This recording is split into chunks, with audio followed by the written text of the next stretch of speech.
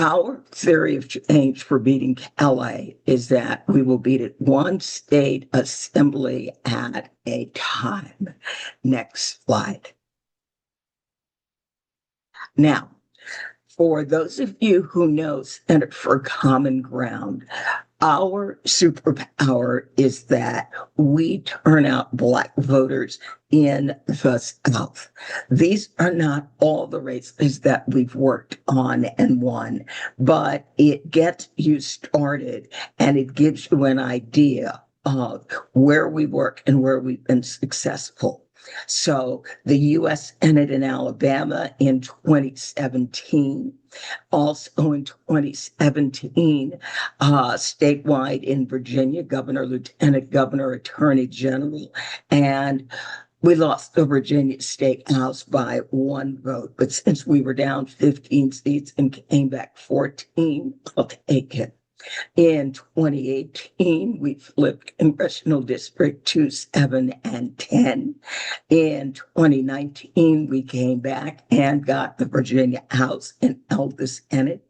In 2020, one of our favorite races was U.S. Senate in Georgia, where we got an opportunity to see John Ossoff and Raphael Warnock go to the United States Senate.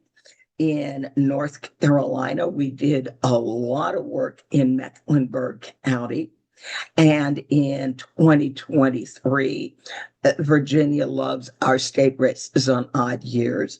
We took back the Virginia State House and held the Virginia Senate. In North Carolina in 2024, we worked in Mecklenburg County and we held CD1. And also in 2024, and some of our intrepid Alabama folks are here, we actually flipped Alabama Congressional District 2. Next slide, John, please. Now, in 2026, our target states are going to be Virginia, because I live in Virginia, okay? That's why we always do Virginia. People like, yeah, right. Georgia, Alabama, North Carolina, and this year we're going to go to Texas. Our focus is going to be laser focus, where we're looking at districts with a total Black, Indigenous, people of color population of 22% or more. And we are looking at their state Senate and their state House districts. Next slide, please. Now, Center for Common Ground has become a trusted messenger. And as a trusted messenger, we work with other trusted messengers. We work with churches and influential social groups, faith-based organizations and interfaith councils, local civic associations, and neighborhood councils. We are running a lot of feeding programs. The Divine Nine, the Black fraternities and sororities. We are even working with chambers of commerce and small business groups, no super corporations, veterans groups, environmental and community advocacy groups. And there will be a lot more of that in this year and this election, local unions and trade associations. Next slide. Now, the structure of redistricting. State governments draw district lines, be they federal, be they state, or be they local. And in order to redistrict, it normally requires a trifecta agreement in any state: the governor, the state senate, and the state house. So our theory of change is, in our target states, whatever federal races we may be working on, we will also be looking very hard at the state house and the state Senate, looking where we can combine statewide outreach with a laser focused target outreach on either state Senate and or state House districts. Because if a state loses even one, they lose their ability to redraw their district lines. Next slide. Now, we're going to take a quick look at what I mean by looking at the great state of Alabama. And we are expecting Senator Doug Jones to be here to talk about his race for governor in Alabama. So when we look at Alabama, the state house has 105 seats in it. The state Senate has 35. If we were to win 10 seats, which is about what we would expect in Alabama, we still would not be able to overcome the deficit.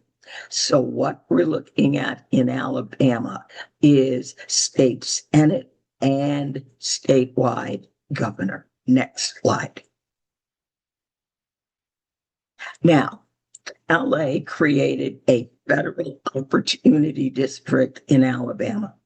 In Alabama, when they decided to split up Congressional District 2, those Black voters had to go somewhere. So in Congressional District 1, the district next door, originally there were 16% of the voters were Black.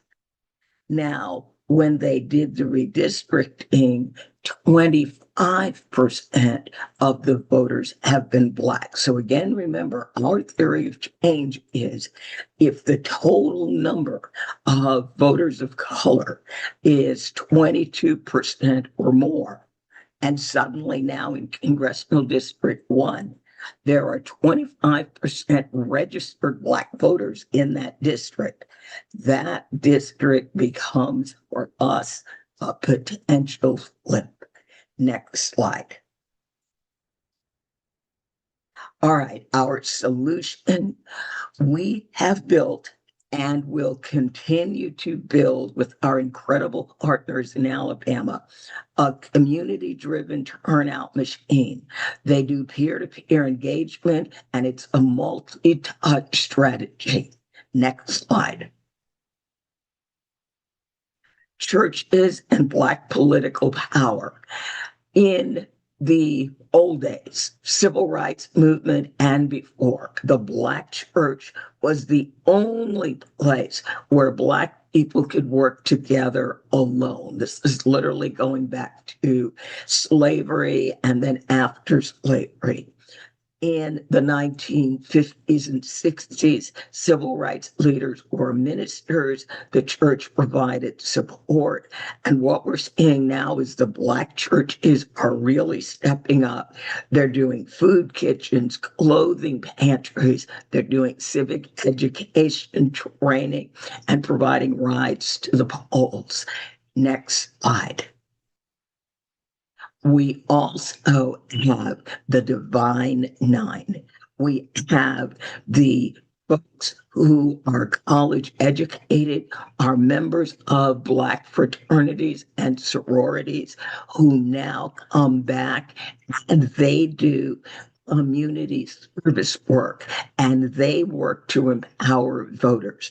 And they are taking a stronger and a far more pragmatic approach. Today, we probably haven't seen them come out so strongly since the 1960s. Next slide. And then, of course, youth and students. Young people are beginning to overtake the over 65 crowd in terms of numbers of registered voters. They are a constantly growing group of people.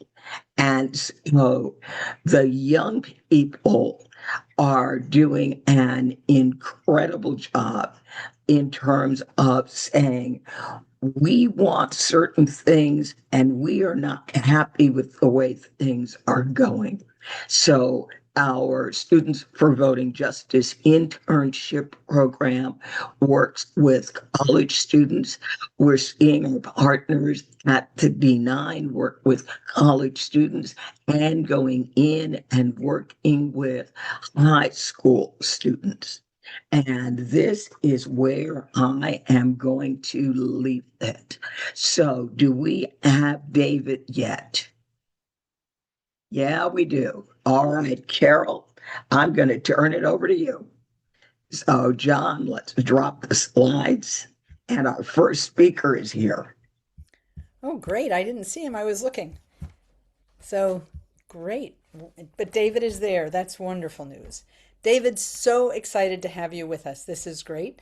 For folks who don't know David Hogue, he has been the extraordinary leader in the fight to end gun violence, a co founder of March for Our Lives, which many of us knew about years ago. But more recently, David has created Leaders We Deserve. It's an extraordinary Emily's List sort of event, sort of group for young people. Leaders We Deserve invests in candidates who reflect our generation, the young generation, and its values, matching them with the resources they need to run strong campaigns, win, and change the face of power. Think of Emily's List for young, progressive, courageous candidates. Leaders We Deserve invests in young people, knocks down these barriers, and elects more young people to office. They are absolutely extraordinary. And David, I am so glad to see you here and just delighted that you were able to make this work. So please. Absolutely. Thank you, Karen. And I am not driving for the record, right? In the back seat of the car. Um, but yeah, Karen, I'd love to know um, um, at Leaders We Deserve, and that part of what you guys were talking about earlier about those young people becoming such major voters. The important thing about that is they don't go out and vote on their own. They need to have somebody to go and vote for. Increasingly, young people feel like there is no hope in the future of our country. They feel like there is no reason to go out and vote in the first place because they really feel like, frankly, both sides of the political aisle are so controlled by the same corporate interests that it doesn't matter if they vote at all, because their interests are not being prioritized. So that's why at Leaders We Deserve, we support candidates who reject the interests. Can you guys hear me now? Is that better? It's a little bit choppy, but for the most part, yes.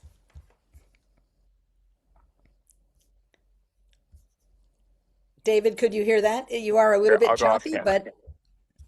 but okay, let's see if that's Is better. that better? Can you guys hear Yes, me better? Is definitely. the audio better now? Okay, great. Yes, yes. Um, so sorry I have to go off camera just to make sure that you guys can hear me. But the point that I was getting at is that we need to give young people that elected candidates that they actually want to vote for in the first place. It's not enough for us just to spend a bunch of money to register them to vote, although that's very important. The best thing to get young people to register to vote is give them somebody or something to actually vote for in the first place. That's why at Leaders We Deserve, we are proud to be a major investor in Mayor Mamdani's campaign, spending $300,000 to support him. And we saw in his campaign, he got three times the 18 to 24-year-old turnout of young people uh, compared to Kamala Harris, who had run just 6 months prior. And one thing that's fascinating is that we hear all the time across our party, from donors to activists and others, that we really need to win back young people. And then you have a candidate like Zoran who goes out there and absolutely crushes it and secures a victory by getting young people to go out and vote, unlike has really happened in any form since 2008, in many senses with Barack Obama's first campaign. And then we see people freak out and say, well, no, no, no, not like that. We don't want it like that. And the reality is we have to decide, do we actually want to change the types of candidates that we're running in order to get young people out to vote? Or are we just going to continue to ask them to vote for the same elected officials that they feel like got us here in the first place? And I believe that we need to get young people out and give them somebody actually to vote for that gives them a real sense of hope in the future of this country. Because what keeps me up at night more than anything isn't even Donald Trump. It's the hopelessness that empowered him. I really worry about the future of our country if young people feel like there is barely anybody in power who actually properly represents them. And that's why at Leaders We Deserve, what we do is we back young candidates running predominantly for state legislatures and Congress who reject the influence of corporate PAC money and the influence of Citizens United and pledge to really prioritize their constituents and their interests, not those of the corporations and special interests that have made trillions of dollars off of constantly buying off our politicians and our government, and seeing the evisceration generation. What's interesting is that while we are Uh-oh, we've lost you, David.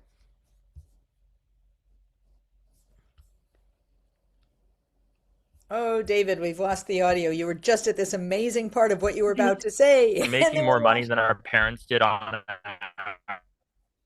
David, you're coming and going. You need to repeat the last couple of minutes.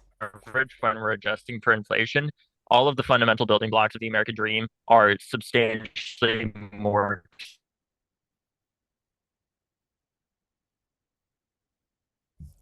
Out of reach. expensive than they were in the past.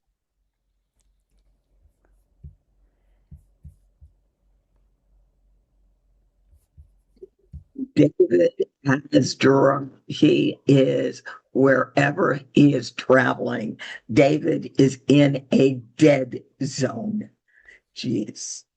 But All boy, are we right. glad you were here. David, thank you so much for taking the time to join us. As always, if people are interested and curious about what David is doing, please look up Leaders We Deserve, because it's an extraordinary organization that he's created. Yes, and I've got him. I've got him. So, David, if you want to try to wrap up, I've still got you. You're like barely holding on, but I've still got you. Maybe I don't.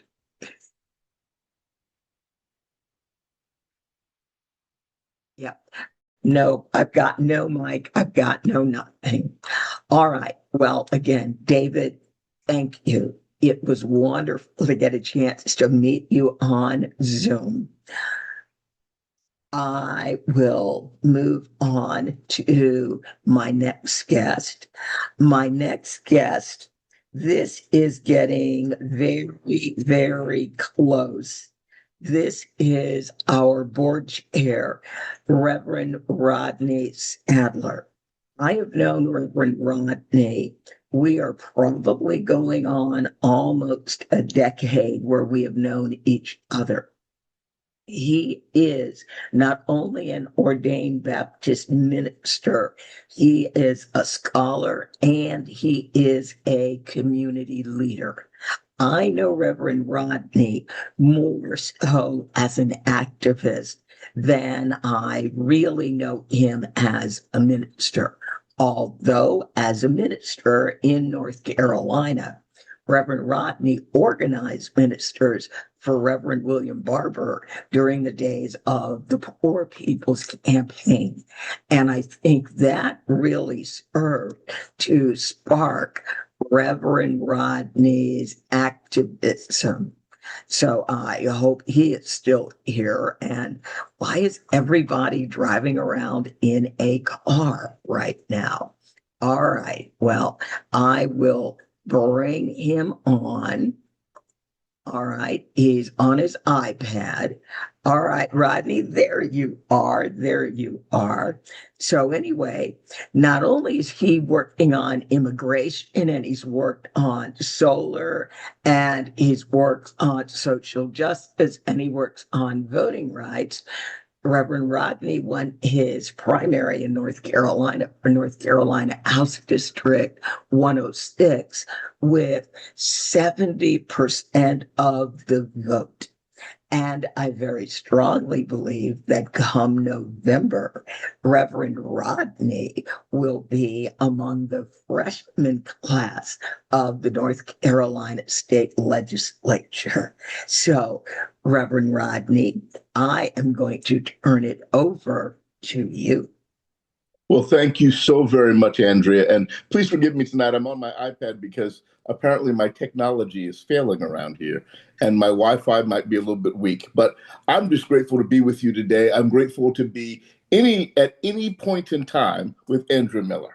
Andrea Miller believes in what she does and she does it well.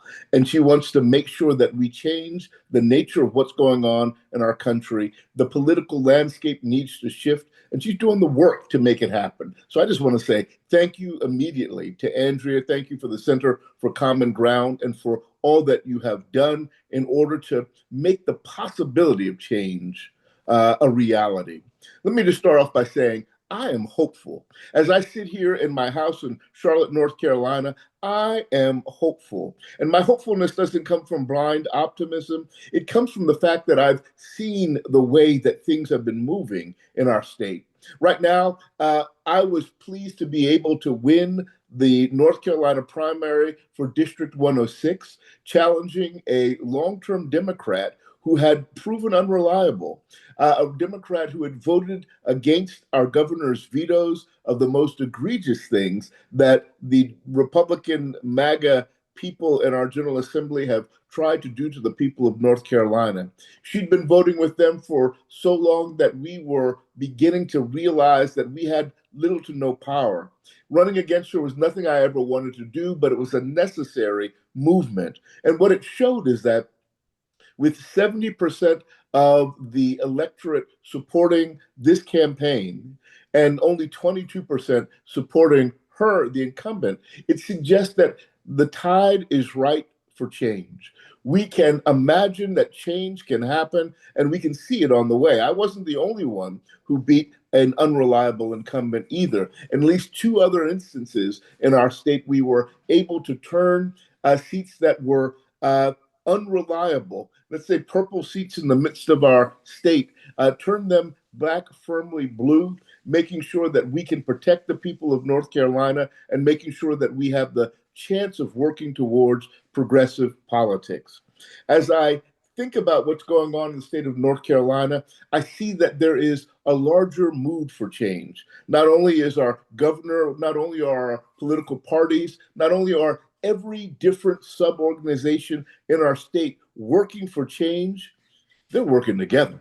They're working together and showing us that it's possible to turn not just dangerous seats for that were Democratic, but also other seats to turn them for the first time in many years towards a more progressive ideology. That's opening up the doors to possibility. That's giving us the possibility of change going forward.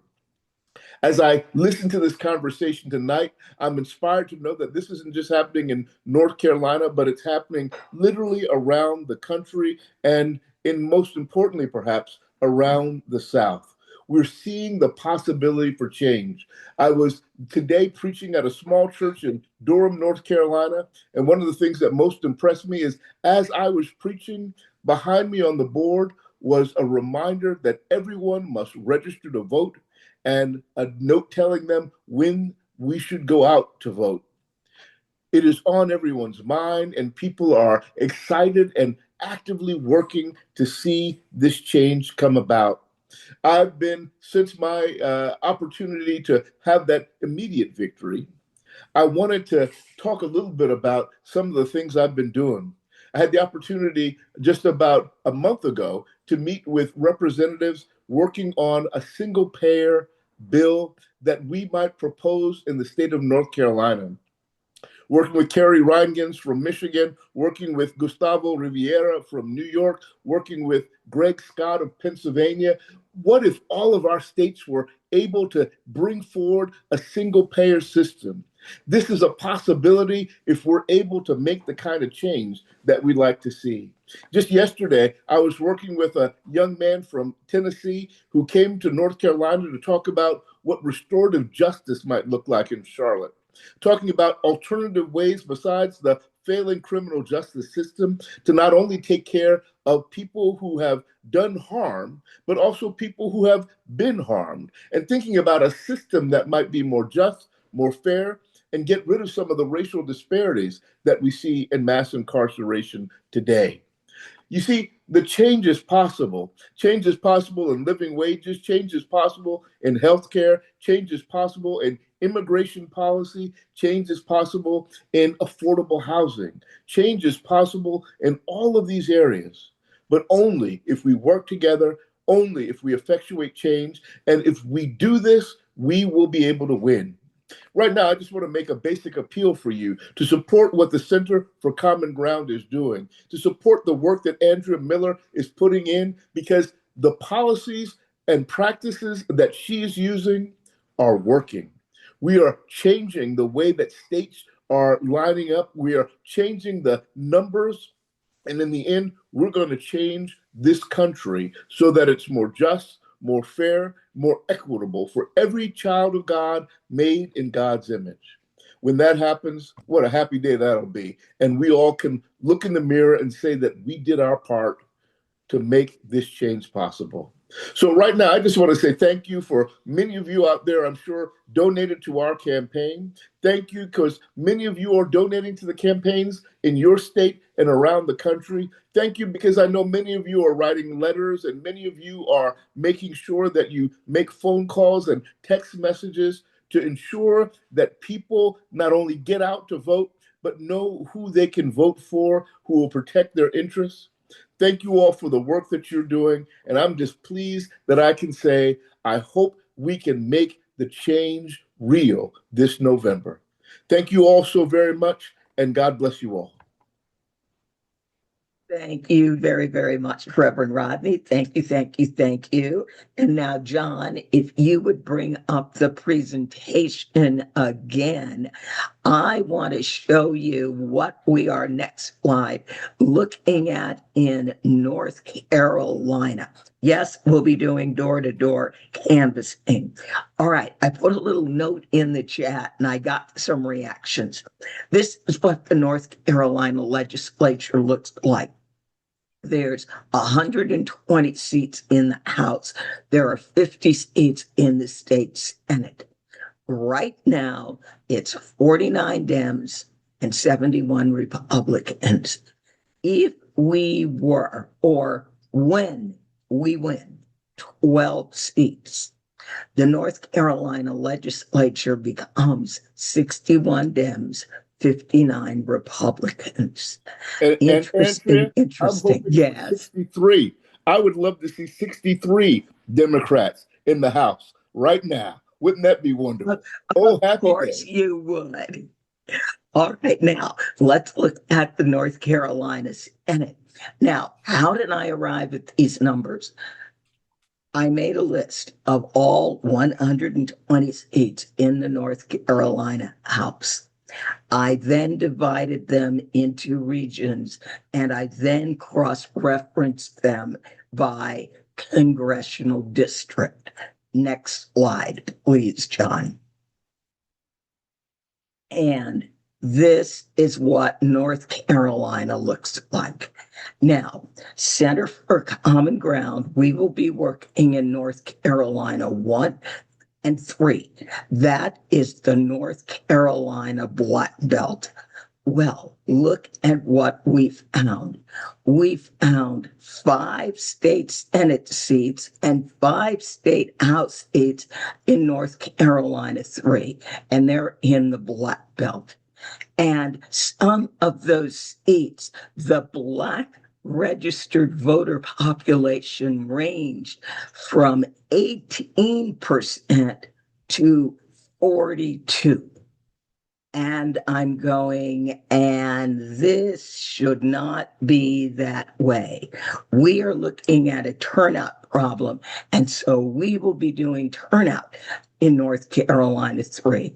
Now, in North Carolina 1, which is also the Black Belt, things weren't quite that bad. There were 2 Senate seats and there were 4 state House seats. So when we talk about power packing, why would we talk to voters about just 1 seat when there is a congressional seat and a state Senate seat and a state House seat?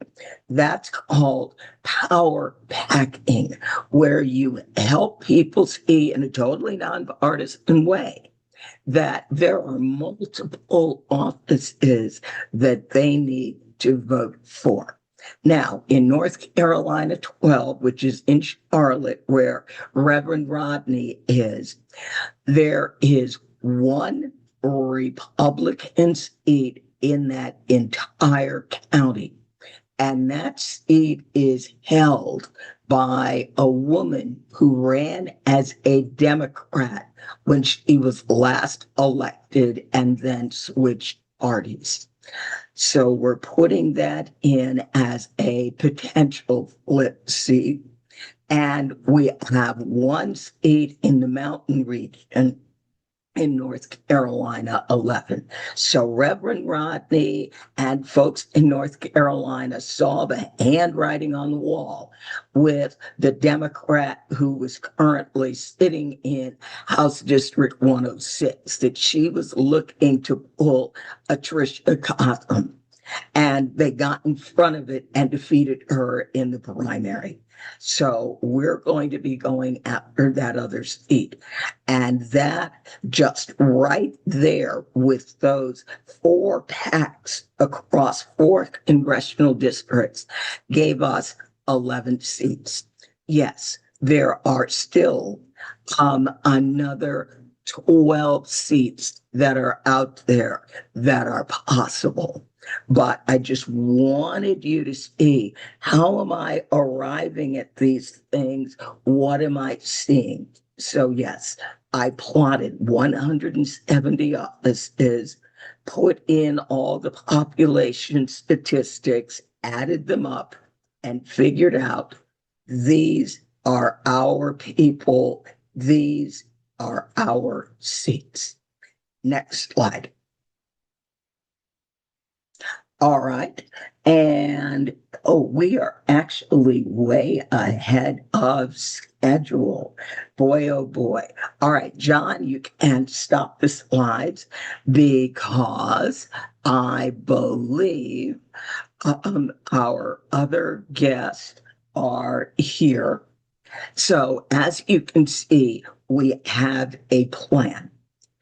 If we flip any chamber in a state house, or if we take the governor in a state house, that ends the ability of that state to redraw, rejigger their district lines. It requires all 3. So, as some of you may have read in my email, this is a war council, meaning there is a plan, there is a type strategy, there are tactical targets that we will be using to literally take back our democracy. Because people, what we do in this 2026 election will determine, will there be a 2028 election? Now, this is the only semi-downer thing I am going to say all night, because I am positive we have done it before. The stakes are even higher, so we will do it again. And I am looking at people who are with us tonight, and I am going, oh my goodness, a very dear friend. We have been in this business together. I'm going to do a shout out to Cliff Albright, who is here. There are so many members of my team. The leader of our postcard, actually one of the founders of our postcard group, Carrie Wheaton, is here. We have volunteers, E.C. Rents, leader of our Alabama Democracy Center. I am just going to say we cannot do any of this work Without you, Katie Hickman is here. Thank you all so much. It has been a while. OG, you will see information from Lode Coleman, who is in Georgia. Roxanne Rucker, Tina, Dr. Val is here. Just an incredible collection of people who have been doing the work. All right, now I've got to check with Carol. We have our next guest. Are they So, here? well, there's the question. We All are right. checking to see, but go ahead and make Richard's iPhone our person, and if it's Dick Blumenthal, we win. And if it All isn't, righty. it was our Okay. mistake. All right. How's that? All righty. Okay. All righty, I am co-hosting, and Okay. I am hoping that this is Senator Richard Blumenthal. Let's see. What do we think? Dick, are you there? Is he unmuted? Not yet. I just asked him to unmute. Okay. Well, in a perfect world, Richard's iPhone is indeed Dick Blumenthal, who has been an incredible supporter of Center for Common Ground truly from the start. Every time we've had any of these different events and support, he's just been everywhere. I could not be more proud to call him a good friend and also an extraordinary senator from Connecticut. Originally, he was sworn in 2011. Let's see, did we end up? So, Doug, we're introducing Dick Blumenthal on Dick's behalf because at the moment we're not sure if Dick is actually on the call or not. So, there you go. Uh, anyway, the thing about Dick Blumenthal, he is an extraordinary man. I mean, his father fled Nazi Germany at 18. His mother left Nebraska farmland to become a social worker. And so Dick really has spent an entire life dedicated to social service and public service. He was in the Marine Corps Reserves. He's extraordinary. I mean, I could go on forever about Dick Blumenthal. Mostly, he is just this incredibly ass-kicking senator that we are fortunate to have from Connecticut. Uh, yeah, so he was our attorney general for a while, and now he's our senior senator. So, Andrea, why don't you go ahead and introduce Doug, and I'll keep hunting around for Dick. How's that? Well, Senator Jones, I am absolutely thrilled to introduce you and have you join Center for Common Ground tonight.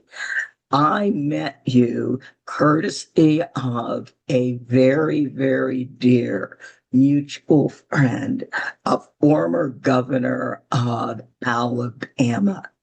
And because of him, we were able in 2017 for the first time to do voter turnout in Alabama. And I know Cliff Albright is here. Cliff was also doing voter turnout as well.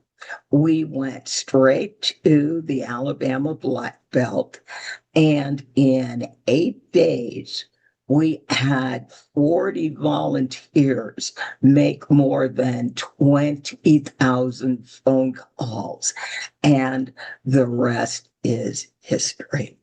So we are delighted that you are stepping up again and you are looking to run for the office of your dear friend, former Governor Don Siegelman.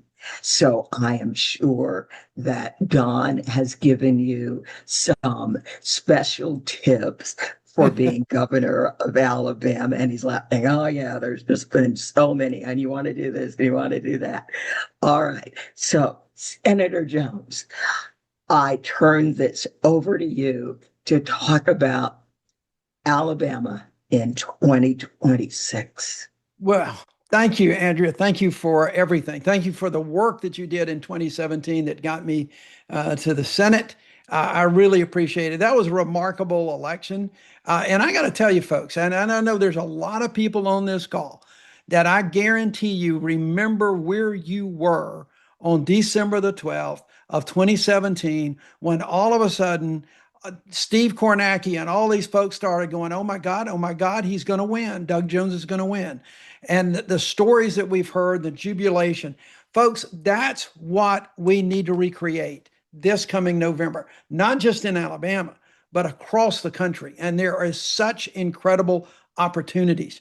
I want to talk a little bit because what the work that the Center for Common Ground is doing is so important because this is a different kind of persuasion race. We tell folks all the time that it's not a question of persuading someone to vote for Doug Jones. We've got to persuade people to get out to vote. We've got to make sure that folks understand and know that their vote counts and that elections have consequences and they make a difference. And I think people are really waking up to that. The Callais decision alone really sparked something. Alabama was one of those states that as soon as that decision came down, I mean, the ink wasn't even dry on the signatures when the governor called a special session of the Alabama legislature. The Alabama legislature went back and reaffirmed some maps that a 3-judge panel has said were designed to intentionally discriminate on the basis of race. They said it again this time, intentionally designed to discriminate on the basis of race. But yet the Supreme Court decided that they were going to go all in anyway. And now we are faced with a new congressional map that it gives an opportunity, but not like it was. The legislature did everything in their power to take away Shamari Figures from being a member of Congress. He was elected in 2024, and they're doing everything they can. But we're going to flip that script on them. I want everybody to remember, these decisions, all of this gerrymandering stuff is based on old data. It's based on the 2020 census. It's based on historical voting patterns.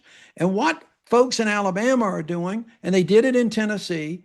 Fortunately, we're only two. There are other states in the old Confederacy, like South Carolina, Georgia, Mississippi, declined to redistrict this time. That may come later, but they didn't rush to do it this time. Alabama, Tennessee did that. But I can tell you, folks, right now, people are concerned. They are beginning to realize that the vote that they have taken for granted, and so they may or may not vote, they may not think their vote counts. That vote is now under siege. Their voices are not being heard. But we are going to flip that script on them. We're going to get folks out. We are running that kind of campaign. And let me give you some really good news about Alabama, okay? And I know you're thinking, okay, it is Alabama. We love Doug, but he can't win. And I said, well, as Andrea said, I've done it before, and doggone it, we're going to do it again. Let me tell you what happened in our May 19th primary. On May 19th, remember, folks, we are an open primary state. You walk up to the voting booth, they ask you which ballot do you want, Republican or Democrat, okay? So keep that in mind. And that is an open primary state. This year, on May 19th in our primary, Democrats voted twice, more than double the amount of votes that they cast in the 2022 primary, the last time we had elections, more than double. And we had a few statewide races, but not many. There was hardly any money spent on Democratic races. But this time, Republicans had all of the contested races, spent probably 15 to 20 million bucks on races. Republican ballots were down 25% across the state. That narrowing the gap in the primary lends itself to some really good news for us going into the fall. That's what we have felt on the ground even before I made an announcement that I was going to run for governor. It is what we have seen from people, is what we've heard from people. And I got to tell you, the other thing that I'm really proud of, and I think one of the reasons why we saw such a turnout is because of the recruiting that I did, that some others did right after I made the announcement. When I made an announcement in late November, early December, There were a few people running for governor. I had to beat 5 people in the primary, but there's nobody else running except one person that I had been a friend of mine that is decided to run for Secretary of State after I've been talking to him for years about this. There was nobody running for lieutenant governor. There's nobody running for attorney general, nobody running for treasurer, auditor, or our ag commissioner. I got in this race and I got on the phone. And now, guys, for the first time in 20 years, since 2006, we are fielding a candidate in every constitutional office for the state of Alabama. And it is that choice. It is the choices that we are offering folks up and down the ballot that gets folks engaged, that gets people thinking that these are more than just choices in an office. They're choices for the future. We are called, this is not a blue wave. Y'all don't talk about blue waves. This is a change ticket. We are going to change elections throughout the South. Andrea was talking about North Carolina. There's going to be change in North Carolina with a Senate race, with your legislature. There is going to be change in Alabama. That's what we're looking at. And that's why people are so excited about the possibilities. We're talking about the issues that people care about, their health care, affordability, their power bills, their gas bills, their insurance rates, you name it. Those are the kind of things that we're talking about going straight to the people, while the other side is literally just trying to divide people, talking about the things that you hear so often. So, guys, I got to tell you, we're really excited about the race going forward into November. I'm excited with the people that I'm running with this time. Alabama's going to lead the way. When I talked to Governor Beshear the other day, who's now head of the Democratic Governors Association, and giving him these numbers, he came down the day after the primary. He told me, he said, Doug, we are seeing greater Democratic turnout in Alabama than we have seen anywhere in the country. So, folks, this is real. All of this is real. All of this is possibilities. This is the thing, but we need help. The Center for Common Ground needs help to fund the get out the vote efforts. This race is going to be won on the ground. It's not going to be won in TV. We'll do the social media things, but it's going to be won on the ground. That's where the strength of our race is. It's the strength of what the Center for Common Ground is doing, and that is why your support is so helpful. And I see Dick has finally joined us. I see Blumenthal's made it. So, Andrea, I've got my piece in a little bit. I'll stay here and listen to Dick. Hey, there we are. There he is. Dick, I'm so glad that you're here. Always. Well, now you muted. Right, you muted yourself. I unmuted you and you muted yourself. All right, Dick, you're muted. Dick, unmute yourself. You're You just still put through muted. the apps. Okay, you are still muted on your iPad. Yeah, I'm asking to unmute.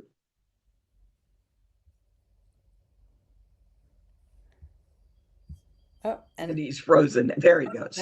now you're back. But you're still, Still? there you are. There you are. Hello, Senator. Oh, Dick, it's really Can good you to hear see me? you. Yep, Well, it's good to see you, and I hope you can hear me. we can totally hear you. You missed the introduction that, as you know, always ends exactly the same way. Well, Doug, first of all, my most important message is we got to elect and we can do it. Doug is, a colleague of mine. We miss him tremendously. I've just come from a fundraiser for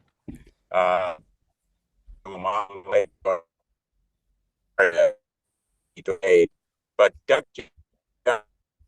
not just a colleague, not just someone whom I love as a person, but he is a pillar of integrity and of decency, convictions, conscience. He's exactly the kind of leader that we need these days, apart from all the important policies on education and healthcare that he would help to lead. We need to elect him because he will push back on the absolute cesspool that we see in Washington under Donald Trump today. And, I so admire him and Louise, and he really deserves wholehearted support. And I'm determined that Democrats support him. And, Carol, I can't say enough about the work that you're doing. It is so important to our democracy. It's hands-on, on the ground, essential to preserving our democracy. I am just so proud every time I have an opportunity to be with you, whether it is remotely or in person, because you are the face and voice of activism. No kings, indivisible, in the trenches. That's what we need right now, because, and here's the most important part of what anyone can say about this election. Donald Trump wants to take away our right to vote. All this stuff about nationalizing elections, demanding voter rolls of state officials, intimidating poll workers, it is strategic. Donald Trump is messing everything up with incompetence. But one thing he's doing pretty strategically is trying to suppress the vote. And what you're doing is countering that anti-democratic message and means to his solidifying his autocracy. And that's what he wants to do. I am just really grateful to be with you and support you in any possible way I can. I'm in the road to get. I hope you don't get car sick watching me. But thank you so much to everyone for your activism, your courage, your standing up, and anything I can do to help, please let me know. Dick, it's always an absolute pleasure, and we know that from the grassroots to the grass tips, all the way up to you and the Senate, we just are it is just such a treasure to have you guys, and we are so proud of you as well, and always grateful for your support for Center for Common Ground as well. So thank you, safe travels, and I'm sure we'll see each other soon. Take care. Bye. And go Center for Common Ground. You're the best. Thank you. Take care, Dick. Bye. Thank you, Bye. Senator Blumenthal. Thank you, thank you, thank you. Wonderful, wonderful. All right, people, I've got an announcement. I am working on getting this up on the screen. Get ready, people. We just got a $50,000 match.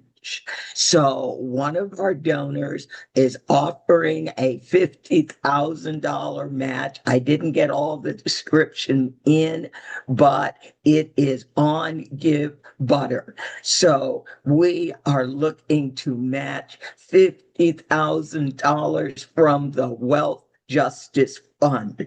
Thank you so very, very, very, very much, because we will have canvassers, we will have paid phone bankers, we will do even more postcards. Can you believe when we first started doing postcards, we could get a postcard stamp for what was it? 31 cents, and now a postcard stamp is 65 cents.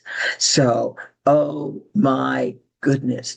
But again, our postcards work because for every voter in this state, we have an address.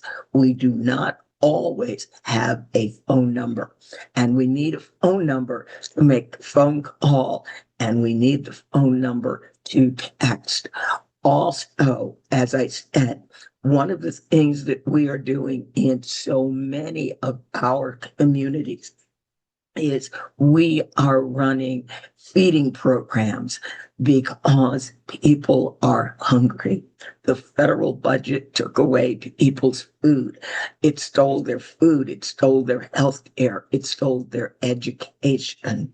And hungry people tend not to vote because government is not working working for them. So we come in and we work on meeting the needs of people in local communities right where they are. If we don't have to elect somebody to do it, we work on finding a way. So thank you. Thank you. Yes, the match is totally retroactive. It is good for the whole campaign. So we did not have to start at zero. So they're going, we are whatever we are to the match. It is a very, very wonderful and generous donor. All right, now I am going to move on to our next state, the great state of Georgia. Suffice it to say that the state of Georgia looks very, very similar to the state of North Carolina. And again, our goal is to take the Georgia State House and probably the Georgia State Senate. Now, when I looked at Georgia, one of the things that really shocked me was that the really brilliant people who identify flippable districts did not look at Georgia 12, which is in Augusta. Georgia 12, the registered Black voter population is 38%. And there are state House seats and state Senate seats that are under that congressional district. Next door to Georgia 12 is Congressional District 8. And Congressional District 8 is 30% Black.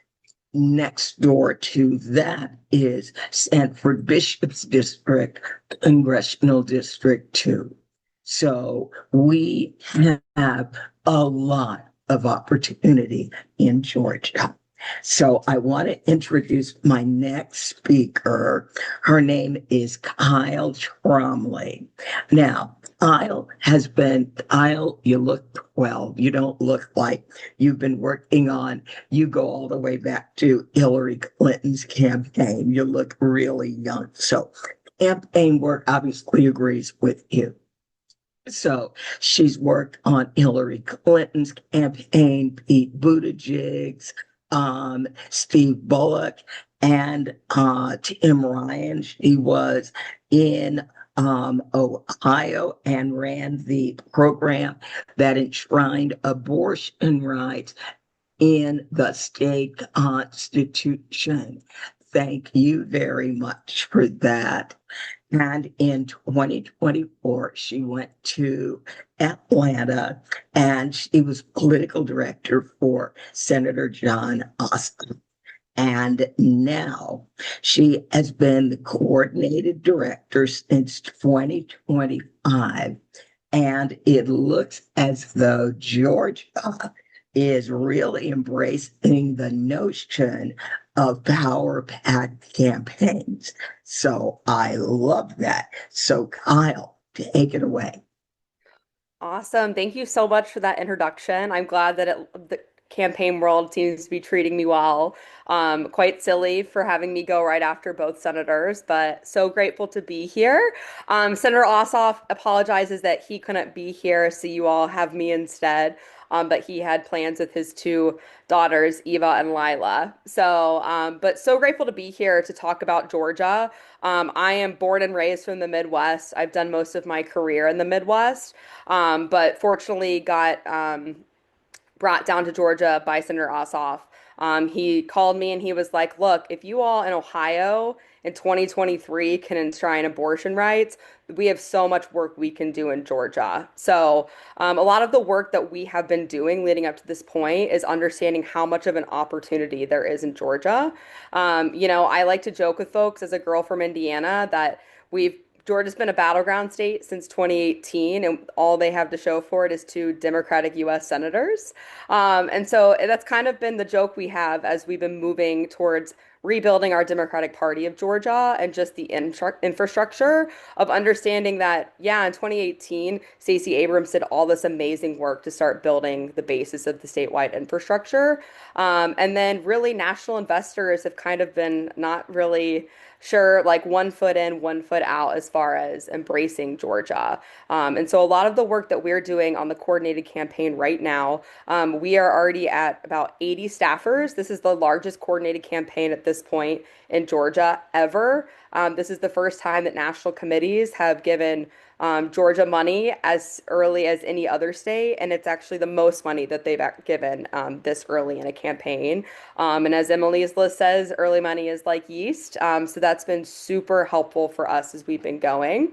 But what's going to be different this year is that we in the coordinated campaign, under the guidance of Senator Ossoff and our chair, Charlie Bailey, is the senator understands that it's not enough just for us to have two yes senators.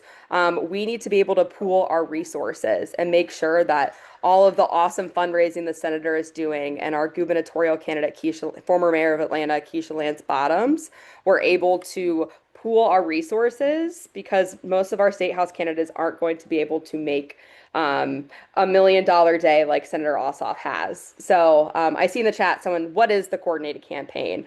This is an entity of the Democratic Party for me and my work, but the Republicans as well do this. And it's a way I'm technically an employee of the Democratic Party of Georgia. And it is my job to not only elect Senator John Ossoff, but every Democrat on the ballot.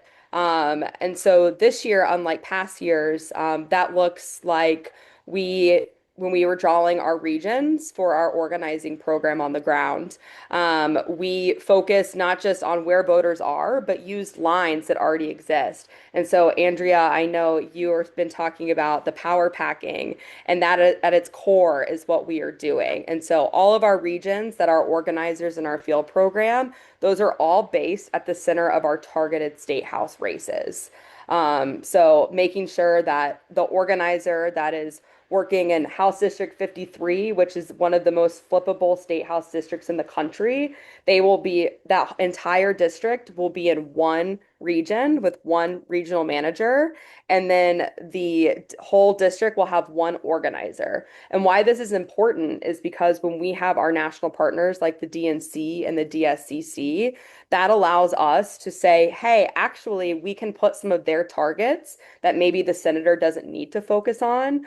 We actually can put those in ours and let them knock the same doors as us, right? So we're consolidating our volunteers. Gone are the days where my team making thousands of phone calls to recruit volunteers and we take care of this pool of voters is gone. Folks are fired up about their local state ledge candidates. Folks are really starting to understand that that is where the power is, and particularly in places like Georgia. And so the next piece of that, though, is great. A candidate comes to knock with us. Well, that means they're not using their own vote builder to get that data. So we have built for the first time in Georgia data infrastructure to make sure that if a candidate and their team come and knock with us as the coordinated campaign, they are then the next day able to see that in their vote builder. And again, for folks at the very top of the ticket, we can use some of that data to inform decisions, but a lot of these state house races are going to come down to, okay, we ID'd these 5 people as supporters. We were able to decide, okay, these folks are maybe supporters, and then individual candidates are able to take that and go and actually talk to those folks themselves. To give you kind of a lay of the land in Georgia, I think it's 10 seats now. We flipped a seat that we had no business flipping. Now Rep. Eric Gisler in Oconee and Athens County over in eastern Georgia, 10 seats away from flipping the state house. 5 of those seats, Kamala Harris won with at least 52% of the vote. Senator Warnock was the high water mark in 2022 with those districts at the high water mark of 54 to 55%. I know Andrea mentioned our Congressman Sanford Bishop down in Congressional District 2, Rep. Gerald Green, who was a Democrat and then switched to the Republican Party. We didn't run a single person against him in 2024, and that was one of the seats that Vice President Harris won with 52% of the vote. So just things like that, an environment of making sure we have great candidates in these districts that they are able to know that the Senator Keisha Lance Bottoms, everyone has their back, has just really been the crux of this. I also want to note for folks that maybe aren't as like involved in Georgia, that we have runoff elections similar to our friends over in Alabama. And so after the primary runoff election, Georgia Republicans decided they wanted to call a special session. One, because we had to take care of an issue with our voting systems, of a self-imposed deadline by the state house majority. But they also had announced that they were going to take the opportunity to redistrict for our districts for 2028. And shout out to a number of folks on the ground in Georgia, civil rights leaders, reverends, faith community, reproductive rights, and then our state Democratic State Caucus.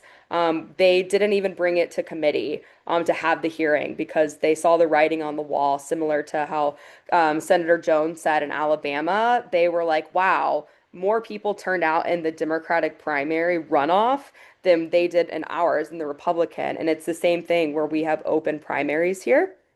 Um, and so that was just fantastic because now we know that the districts are going to stay the same for now. And we have such an opportunity with flipping these 10 state house seats. And probably about three in the state Senate. Andrea, you sound a bit more positive than me on those, but the bigger the districts, the easier it is to gerrymander. But we have about three of those in the state that we feel pretty confident that we're going to give them a run for their money. And, you know, I don't have to tell folks on this call, competing everywhere and competing hard means that they're not able to spend money in places where we know that it's less of a margin. So I'm trying to see if there's anything else in my notes I wanted to make sure to cover for you all. Um, I don't think so. I think I just want to say I really appreciate the work that you all are doing in Georgia on the ground.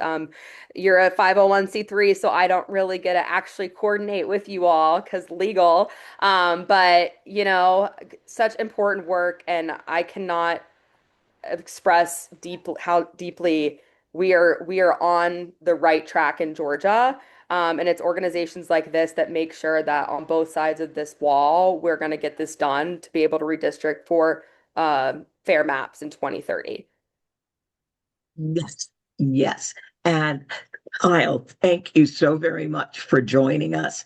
And I was rather pleased and delighted, number one, with the work on the ground when Governor Kemp came and said, you know what, Georgia, we're not going to draw new maps for 2028.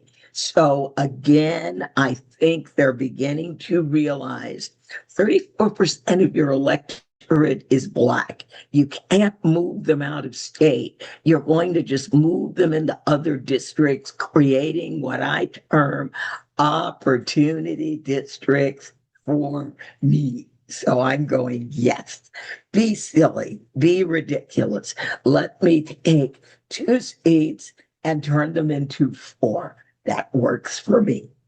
Yes, absolutely. And I will know, Andrea, on that with Governor Kemp, that I think what they also saw the Black voting power in Georgia in our primary elections, all except for Senator Ossoff and Josh McLaurin, who is our lieutenant governor candidate, every single person on our statewide constitutional offices are Black women.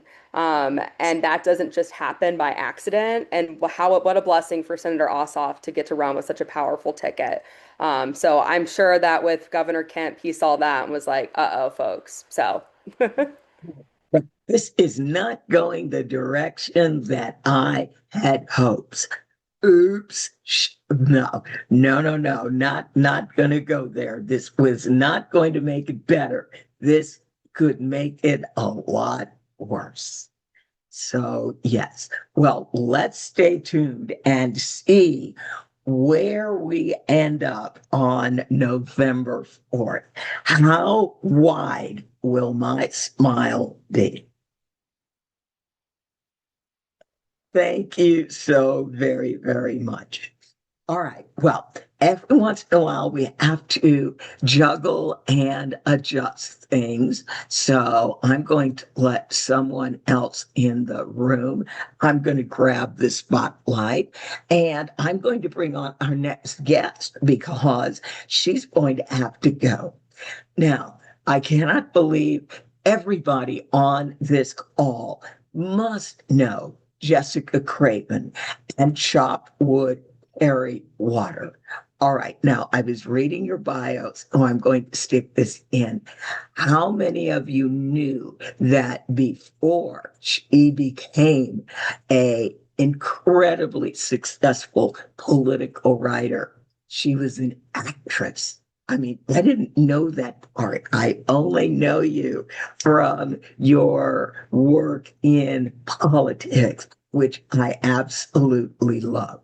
So rather than listen to me blather on, I'm going to stop now and I am going to give you Jessica Craven, chop wood, carry water, the voice that makes us all think and gives us all something useful to do in fighting for our democracy.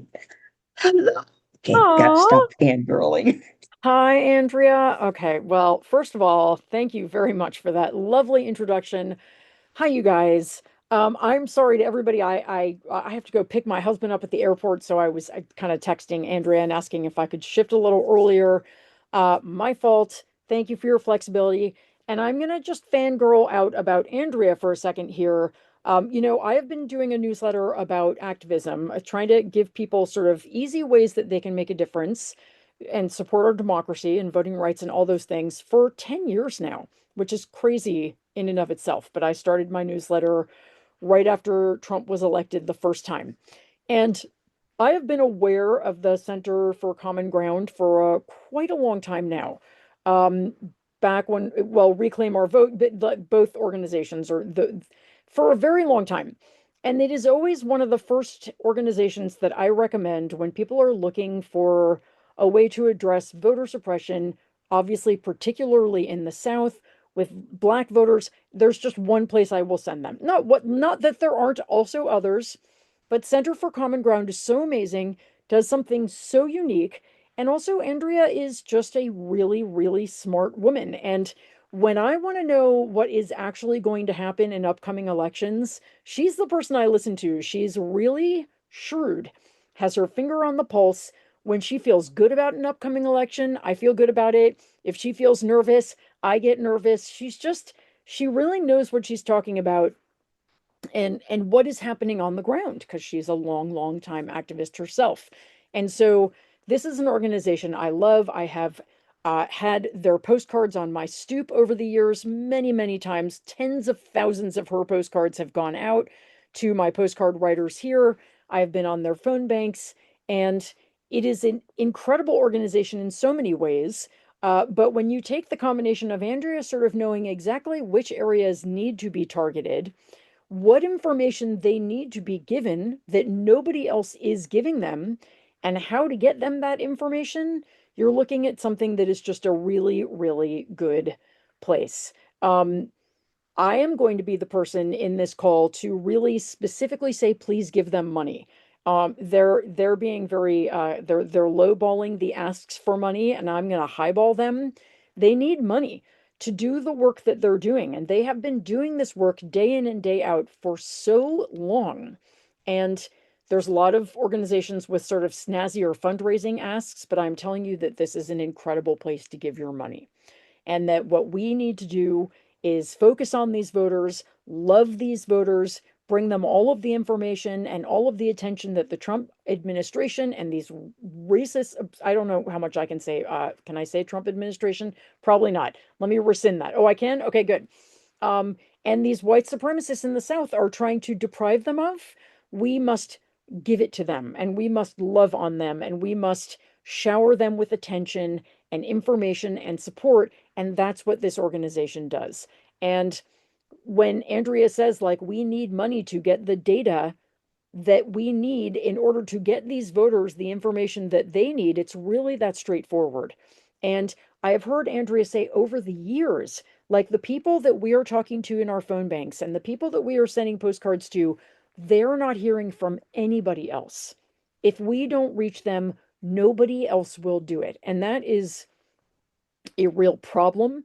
That is a real indictment on, the greater infrastructure that is reaching out to voters.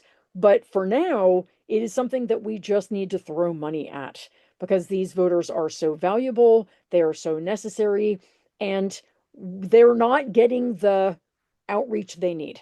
This organization is doing that outreach. And when you partner that with the fact that Andrea has an incredibly strategic understanding of who needs to be reached, we have a really important cause here. So I'm going to be the person to just say, please give if you can. If you can give $5, great. If you can give $5,000, great. If you can give $5 million, great. Although I doubt you can. But I really value what's happening here. And one more thing, Andrea said I'm not going to deliver a lot of bad news. I'm going to talk about what we can do. And like, I want to really emphasize how important that is right now. And I believe I am not a basketball person really, but I did watch the finals as almost everybody did. And when Jalen Brunson said, it's okay to look at the worst case scenario, but then I got to talk about I'm paraphrasing, then I got to think about what I can do. That's what we're doing here. And that's what Andrea does. Like, we have a worst case scenario situation happening right now. And for a lot of people, that translates immediately into I give up. The whole system is effed. We're never going to win. We're screwed. That kind of thing. And that does not serve us in this moment. And what people like Andrea does and what this organization does is say, yeah, this is really, really bad. Now, how can we get out of this? What can we do? Yes, is it going to be hard? Of course. But is there a path by which we can prevail? Absolutely. And we're going to start fighting right now. I am all about amplifying people who do that. I have no time or tolerance for people who just go, oh my God, we're doomed. I give up. And frankly, it makes me mad, right? What we need to do is find the people who are going, okay, well, this is terrible. I'm going to dust myself off here. We're going to do a little strategizing, and then we're going to do the work we need to do to win, which is hard work, which is painstaking work, which requires volunteers and data and funding and all of these things. I like to find those people and amplify them. That's why I said I would be here today on a Sunday. I really believe in this organization. And so there's a million people out there saying we're screwed. There are not that many people saying it's hard, but there's a path, and here's what it is. And so when we find those people, especially people, we want to support and follow Black-led organizations, female-led organizations, and then we just have Andrea, who happens to be a Black female who is also a genius. So we want to support her, support the great work that they are doing at the Center for Common Ground. This is not the fight we want, but it's the fight we have. It is a difficult fight, but we all know by reading history that the road to, tyranny has always run through suppressing the Black vote. And so the road to democracy, the road to salvation, the road to justice, the road to freedom for all of us runs through uplifting the Black vote. It is that simple, that straightforward. It is also an amends that white people can make for the just monstrous voter suppression white people have visited upon Black people for the entire history of this country. As a white person, I need to be here in this fight with this group. And if you're white and listening, so do you. And a lot of you are already in this fight. But if you're not, this is something that we get to do, to make amends, to be supportive, to help the fight for democracy, for all of those things. And so, yeah, if we can possibly open our wallet, please do right now. If you can't, they have phone banking and they have postcarding campaigns, and they need more volunteers. There's a lot of different groups trying to pull postcarders and phone bankers. This group is doing something that no other group is doing. And they are reaching out to voters that nobody else is reaching out to. So please join a phone bank. This is a nonpartisan organization. So the phone banks are great. You don't have to talk about candidates. You don't have to say vote for this person. You're just giving information. You are helping them know how to vote, not for whom to vote, how to vote. The physical logistics of voting for people who the government right now is trying to stop from voting. So I hope everything I said conforms to our nonprofit or, okay. But I really feel strongly about this. I love Andrea. I value her immensely. And this is an organization we need to get behind and throw down for, particularly in this moment. In this moment, more than any moment before, they want to absolutely kill the black vote. It is our job to come back and say, screw you. Not only will you not kill it, we are going to make it stronger than ever. And eventually, we are going to pass legislation so that voter suppression like this is no longer possible. But in order to get there, we have to get through these midterms and listen to leaders like Andrea who know how to get us through. So I think that is enough out of me. I hope you can sense my vehemence and my passion for this organization and for Andrea. And please give everything you can. I will, and I hope you will join me. Okay, I hope that's enough out of me. Oh, Jessica, that is so wonderful. That is so beautiful. Thank you, thank you, thank you, thank you. I am delighted. And this is marvelous. This is so marvelous. Yes, we are talking about a treasure. We are talking about someone who gives us words of inspiration on a constant basis. So we have postcards, and North Carolina and Georgia postcards are already available.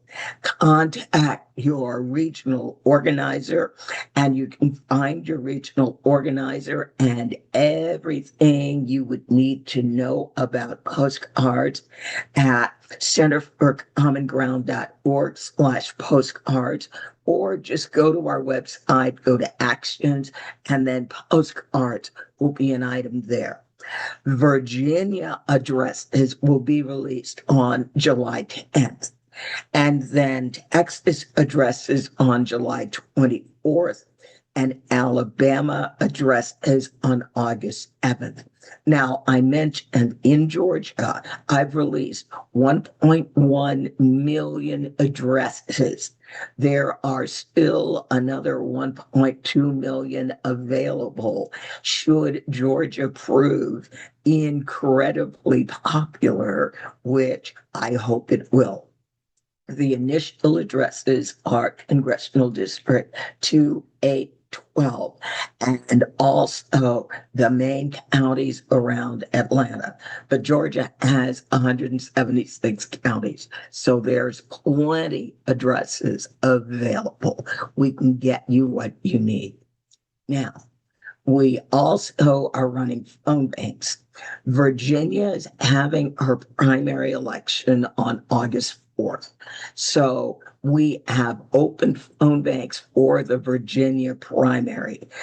The Virginia primary is on August 4th. Literally at the end of the Virginia primary, maybe literally the next week, the phone banks for the Virginia general will go up because Virginia has 45 days of early voting, and we begin voting for the November election in the middle of September. So our phone banks are up and they will remain up. You can go to our website and you can see what phone banks are currently running. Now, we have two very distinct types of phone banking technology. There are some people who love auto dialers. Great, we've got an auto dialer for you. And we differentiate between what are our old style phone banks and what are the new style, what are the auto dialers. There are other people who auto dialers give them the heebie-jeebies. So what we can do is we can offer you our old style phone bank, our PDI phone banks. So at Center for Common Ground, we make sure that we've got something for everybody. So just wanted to let you all know about that. And Carol, our next guest has arrived. Wonderful. I am so excited that this worked to be able to welcome Gina Hinojosa. She is currently the Democratic nominee for the governor of Texas. But up to now, she's represented Austin in the Texas House of Representatives since 2017. She first ran for office after state budget cuts threatened her son's elementary school with closure. What started as a mom fighting for her community led her to the Austin School District Board and later to the state legislature. And I have to tell you, she's amazing. One of the most remarkable things to me about Gina that she said actually, it was about Texas. So, I mean, obviously, I think you're great. So I can just Thank go you. there. But you're Thank welcome. you, And I'm Carol. thrilled that you're running. But the most extraordinary thing is so many states are dealing with school vouchers and this issue of vouchers. And one of the most extraordinary things Gina said to me when we spoke the other day is the downstream consequence of Greg Abbott really pushing for school vouchers is that there are several school districts in Texas that can't afford to be open 5 days a week. And so the public schools are open 4 days a week. It's the downstream consequence of pulling all of the money out of the public school system. I don't think many people recognize that or realize it, but I know it is one of the things that you've been speaking about is about strengthening public schools. So anyway, with all of that, I will turn it over to you. I'm excited to welcome you, Gina, and so delighted that you're able to join us. Well, thank you, Carol. I appreciate that introduction. Yes, actually, it's over 150 school districts are operating at 4 days a week because they cannot afford to operate at 5 days a week. So the thing about me is I never meant to run for any office. I'm a civil rights labor lawyer, and I had a small practice, and I liked my life like that. I ended up running for the school board originally because my son's school was threatened for closure. And that fight for public schools took me then to the Texas House, where I represent Central Austin in the Texas House. And I've been there about 10 years. I'm originally from the Rio Grande Valley in South Texas, but I'm here in Austin now.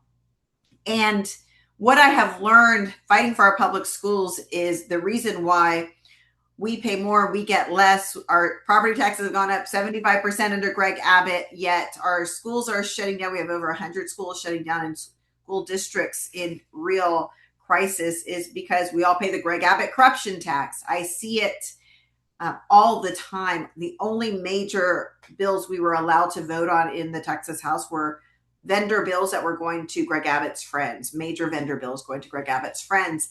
And so I'm running to stop that corruption, to save Texas schools, and to put money in the pockets of Texans. This is the American dream agenda. When I was a little girl, the dream of being anything you wanted to be, the dream of home ownership, the dream of having kids, sending them to a good school down the road, going on vacation once in a while, retiring with dignity, that was real. And it is out of reach for too many working Texans, despite the fact that we are a world power. And I'm running to take it back for the people of Texas. So that is our agenda. It is simple. Save Texas schools, put money in your pocket, because the plan should be as plain as the promise. And we rolled that out this week at the convention. But the reason why every American should care about this race for governor is the work that you are doing. It is this. After the U.S. Supreme Court decision that gutted the Voting Rights Act, Republicans of Texas have said already that they're coming back next year to redraw maps. And what that means is that we will lose 5 Democrats in Congress next year. And because Texas is a state that is growing faster than all the other states, we will take in the next census in 3.5 years, 4 to 5 more congressional seats in that census. That's what the Brennan Center predicts. And if we do not flip before the end of the decade, which is 3.5 years, right? To control that, that's 10 seats that are off the table for Democrats. Greg Abbott is running for re-election, his 4th term. He served 12 years. He's running for re-election. He has to control Texas, but to control the national maps. The governor of Texas will control 10% of those districts, 10% of Congress. And we know congressional districts equate to electoral votes. And so he is trying to control this country. We need a governor in Texas who will veto their rigged maps. That's why I'm running. My record on voting rights is long and strong. I, in 2021, organized the quorum break, the first quorum break of the Texas House in about 20 years, to fight back against the effort to undermine our voting rights in Texas. There was a bill that would have ended Sunday morning voting in Texas. It was a direct target on our African American communities who have this long-standing practice of souls to the polls. And this effort was to eliminate that. And there was also in the bill a provision to give elected judges the ability to overturn election results without having to prove that there would have been a different result because of fraud. So undermining free and fair elections in Texas. So I organized a quorum break in 2021. We went then to DC to lobby Congress to pass the John Lewis Voting Rights Act. We were in DC for 6 weeks, away from our families. We had arrest warrants out for us. And while we weren't able to achieve the John Lewis Voting Rights Act, we did shame Texas Republicans enough to eliminate those harmful provisions. We essentially saved free and fair elections in Texas, which goes to show that sometimes you just have to fight the right fight for the day, and the universe will respond in kind. And that's what happened in 2021. Last year, when Trump called on Greg Abbott to produce 5 more congressional Republican seats by redrawing maps, and Abbott said yes. I was also part of that quorum break that went to, this time, Chicago, and I was part of a small delegation that went to go talk to Gavin Newsom. And the result was Gavin Newsom championed the effort in California to redistrict. So I believe in being scrappy with a little bit of power that I have, and we are seeing incredible results here in Texas. We are winning as Democrats where we haven't won in a long, long time, sometimes ever. We just flipped a state Senate seat in Tarrant County, which is right outside of, it's in the Dallas-Fort Worth area. It's Fort Worth. And we swung that seat 31 points. Tarrant County is supposed to be the most Republican county in the whole country. And we swung it 31 points, but we also flipped the school board this year in Cy-Fair outside of Houston, flipped the mayor's seat in Pearland, Arlington, Denton, Leander. So don't let anybody tell you it can't happen in Texas, because it already is. We are winning, to be clear, not because people in Texas are suddenly yay Democrats. People in Texas just want change. And we're done with it. We want something different. And so that is why I am running on a plan that is plain and it is real about how we help people right now in Texas. And so I so appreciate this opportunity to address you all. This fight is real. Polling has us just within a few points. We're probably at about 5 points down if you take all the public polling that is out there, closest anybody's been, because we have Democrats running in every Texas House, Texas Senate, and congressional seat for the first time since the 70s. We got people working all over this state hustling the vote. The result is that the closest we came to flipping in Texas was 2018 when Beto ran against Ted Cruz. I got twice as many votes as Beto got in the primary in 2026 than he got in 2018 in that primary, because the energy, the work is real and different in 2026. Don't get me wrong. I love Beto. Beto was a phenomenal candidate. The timing is just so much better in 2026. We are heavily focused on the Latino vote. Where I come from, the Rio Grande Valley, Trump won that. We launched in the Rio Grande Valley. We've been back there about probably 10 plus times, and people there want change. To give you a sense of where the Latino how important it is and where it is right now. In 2018, Bethel got 64% of the Latino vote. In 2026, when I get 64% of the Latino vote, I win, because there's more of us in the voting population than there were then. 2018 was proof of concept. 2026 is the one to give you a sense of where the Latino vote is in 2026. Taylor Ramette, who swung that state Senate seat in Fort Worth and Tarrant County, got 79% of the Latino vote. We're not taking it for granted. We're hustling, but it is just the perfect alignment of opportunity, perfect storm of opportunity in 2026.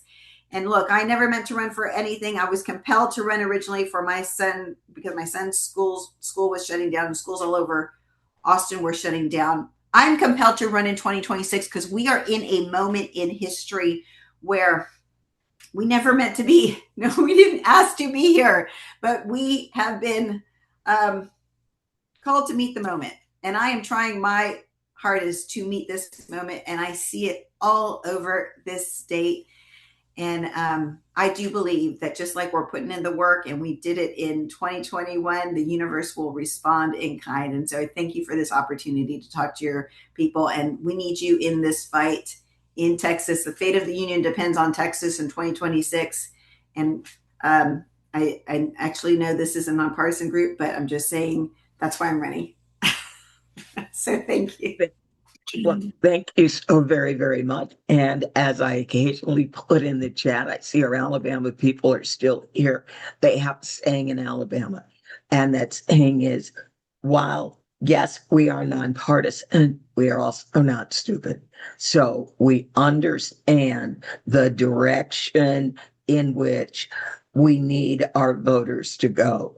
And so without saying vote for a specific candidate, we remind voters and thank you for giving us the items that we are going to remind people they are voting for. They are voting for their schools to actually be open 5 days. They are voting for their health care. There are probably low-income communities that are food insecure. So all the basic human needs things, that's what they're voting for in Texas and Alabama and Georgia and Virginia and North Carolina. So yes. Exactly. Yes. Thank you, Andrea. Yes. That's right. Thank you. And you can learn more about what we are running on, what is important to the voters of Texas at Gina for Texas, GINAFOR Texas.com. Thank you, Andrea. Julia put it in there. Oh, yes, okay. We have that. And thank you so very much. I'm going to ask my team to one more time put in our donate link so that people can thank you and donate to us so that we buy the good data for Texas.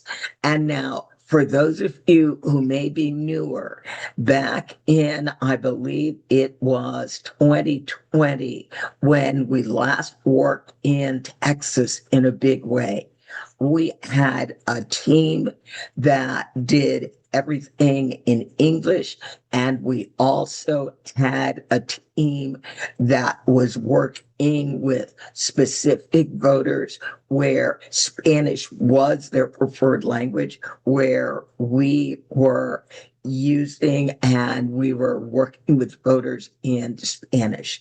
So we are in the process of organizing our partners on the ground that will work with Hispanic voters so that we are able to be as authentic as we possibly can. And now you are not going to believe this, but in spite of the slightly late start we got, it is 8:45 and we are just about ready to end. So let me say thank you all so very, very much for coming. I want to thank all of our incredibly wonderful guests. I want to thank Gina, host. Thank you to all the people who ran and are running for office, to Reverend Rodney, to Senator Doug Jones, who wants to become Governor Doug Jones. I want to say thank you to our activist leaders, to David Hogue, to Jess Craven, and somewhere between activist leaders and supporting candidates, to Kyle Trombley. Thank all of them for being here tonight, and a special thank you to all of them for doing what they do. And I hope you will donate to Center for Common Ground so that we do what we can do, and that is turning out Black voters and empowering them to understand how truly powerful they are in American democracy. Because if their vote was not powerful, there would not be all these people working so hard to stop them from voting.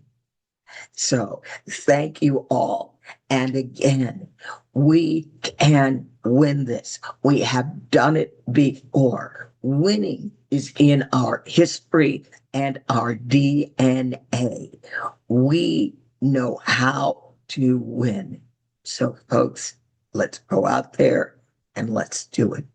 Let's win in Alabama. And we've got statewide, and I'm counting 4 congressional seats: CD1, CD2, CD5, CD7. Let's win in North Carolina, North Carolina 1, North Carolina 3, North Carolina 11, and those 12 state House seats and 8 state Senate seats that sit under those congressional districts.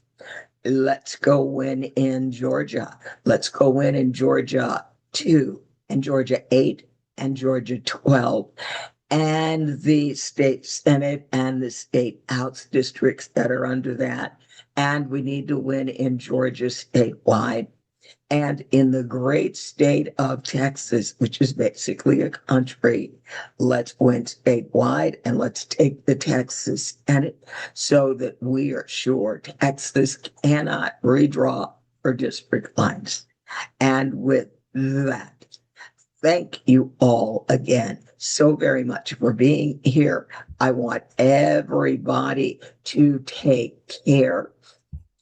Let me take Andrea? a look. Yes. Last comment. Somebody is again asking to verify the address that you'll use. There are people who want to send a check. So if you would just write the address in the chat again. We'll write the address in the chat. There is also a send the check on Give Butter. You can say you want to send a check and it will put it there, but I will put it in the chat. So Center for Common Ground, 18459 Patriot Lane, Ruther Glen, 22546. The confusion was that someone else has a Ladysmith address. The Ladysmith address is for the P.O. Box. Perfect. Yes. I decided not to confuse you by putting in the new office address, which isn't listed anywhere yet. Good choice. Yes. And I was like, no, that's just too far out there. Right. Hey, Jim, Dee, Katie, Karen. Oh, so many people. And OG, hey, yeah, and Roxanne. Who else did I see? Ellen. And of course, Edwan is here. Glad you could join us. Hey, Claire. Make it my strangey. And of course, Maka's here. Barbara and Carrie. And Maka. This was fun. And Maka, of course. Yes. All right. Yes. And everyone who signed up, and 303 people signed up. So everyone who signed up, you will get the recording